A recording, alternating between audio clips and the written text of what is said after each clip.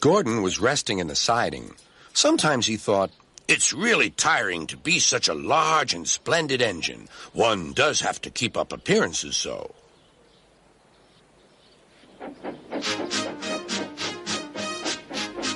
Beep, beep, beep, beep. "Hello, lazy bones," whistled Henry. "What cheek," spluttered Gordon. "That Henry is too big for his wheels. Fancy speaking to me like that. Me, who has never had an accident." "Aren't jammed whistles and burnt safety valves accidents?" asked Percy innocently. "No, indeed. High spirits. Might happen to any engine. But to come off the rails like Henry did, well, I ask you, is that right? Is it decent?" Then it was Henry's turn to take the express. Gordon watched him getting ready.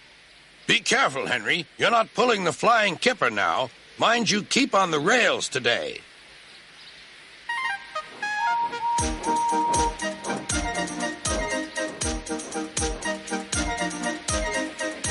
Henry went off in a huff, and Gordon yawned and went to sleep. But not for long. "Wake up, Gordon," said his driver. "A special train's coming, and we're to pull it." "Is it coaches or freight cars?"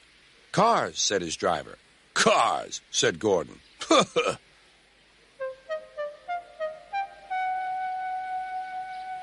Gordon's fire was slow to start, so Edward had to push Gordon to the turntable to get him facing the right way. "I won't go! I won't go!" grumbled Gordon. "Don't be silly! Don't be silly!" puffed Edward.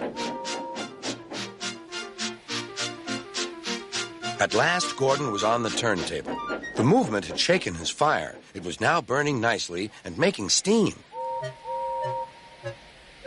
Gordon was cross and didn't care what he did. He waited till the table was halfway round. I'll show them, he hissed. He moved slowly forward to jam the table, but he couldn't stop himself and slithered into a ditch. "Whoosh!" he hissed. "Get me out! Get me out!" "Not a hope," said his driver and fireman. "You're stuck, you silly great engine. Don't you understand that?" They telephoned Sir Topham Hatt. "So Gordon didn't want to take the special train and ran into a ditch?"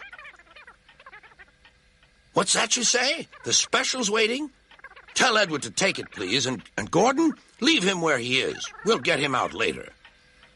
On the other side of the ditch, some little boys were chattering. "Oh, doesn't he look silly? They'll never get him out." They began to sing. "Silly old Gordon fell in a ditch, fell in a ditch, fell in a ditch. Silly old Gordon fell in a ditch, all on a Monday morning." Gordon lay in the ditch all day. "Oh, dear," he thought, "I shall never get out." But that evening they lifted Gordon and made a road of sleepers under his wheels to keep him from the mud. Strong ropes were fastened to his back end, and James and Henry, pulling hard, managed to bring him to safety.